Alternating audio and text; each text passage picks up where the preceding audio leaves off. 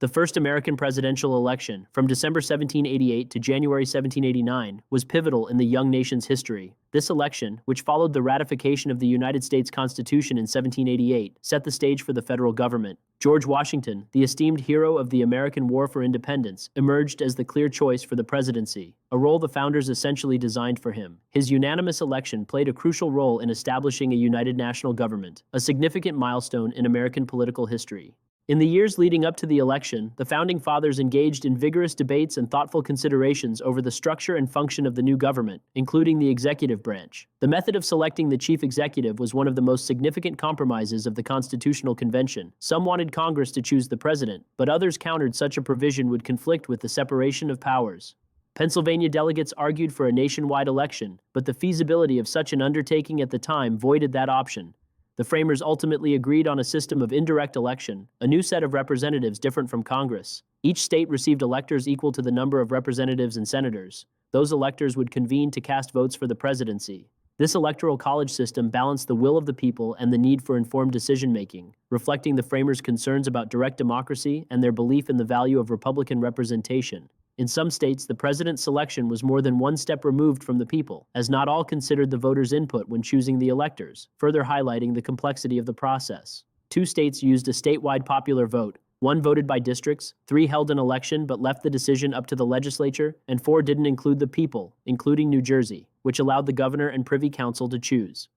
As the first presidential election drew near, it was widely anticipated that George Washington would be the consensus choice. His leadership during the American Revolutionary War, selfless dedication to the cause of independence, and unifying role in the Constitutional Convention had endeared him to the American people. Therefore, Washington's election as the United States' first president was a foregone conclusion. The real competition, however, was in determining the nation's first vice president. Each elector got 2 votes. The candidate with the majority vote became president, while the person with the second highest amount became the vice president. Modern campaigning did not occur during the first election, and no formal political parties existed. During the Constitutional Convention and the following period of ratification, Federalists supported passage and Anti-Federalists opposed it. Remnants of these factions would eventually form the first informal parties. The election unfolded over several months, from December 1788 to January 1789, as the ratifying states organized their respective elections and selected their electors. On February 4, 1789, the electors gathered in 10 states and voted. New York failed to field a slate of electors. Since North Carolina and Rhode Island had yet to ratify the Constitution, they could not choose electors either. Washington received a unanimous vote, with all 69 electors supporting his candidacy. Alexander Hamilton, an advocate of Washington, worked to ensure his favored candidate received no clear threat. As a result, John Adams, a respected leader and advocate for independence, was elected vice president out of a field of 10 other men, but only received 34 votes for second place. Amendment 12 in 1804 changed the election of the president and vice president, so electors cast votes separately for each office. The first presidential election coincided with the original selection of delegates for the new United States Congress. The process began in the previous September, but as in the presidential election case, not all states could participate if they had not approved the Constitution. Limitations existed in states when voting for the House of Representatives, including sex, race, land ownership, or religion. State legislators chose the senators, which changed with the 17th Amendment in 1919. Both houses had a pro-administration majority. Washington's inauguration took place on April 30, 1789, in New York City, the temporary capital of the United States at the time.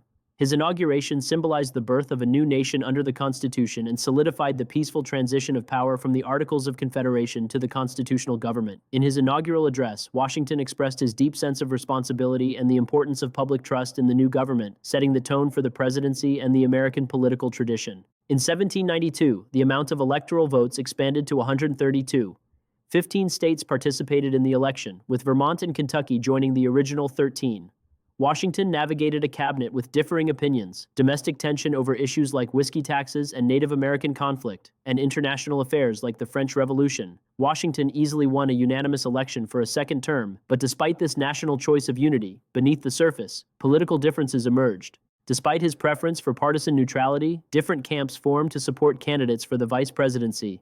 Those who favored a stronger government and a loose interpretation of the Constitution kept the Federalist name and backed John Adams to continue in his position as he received 77 votes. Others who wanted a more reserved government, restricted to the text of the Constitution, gave most of their support to George Clinton, who had 50 votes. The House and Senate remained under the control of pro-administration members during the midterms of 1790. but the House had a slight swing to the anti-administration side in 1792. The slump followed Secretary of the Treasury Alexander Hamilton's grand economic plans and growing differences with Secretary of State Thomas Jefferson.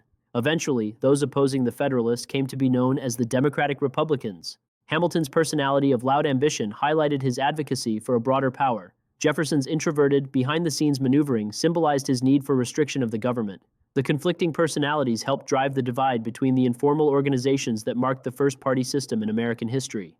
When the midterm elections of 1794 came to pass, the Federalists increased a pro-administration majority in the Senate, and the anti-administration successors, the Democratic Republicans, increased their majority in the House.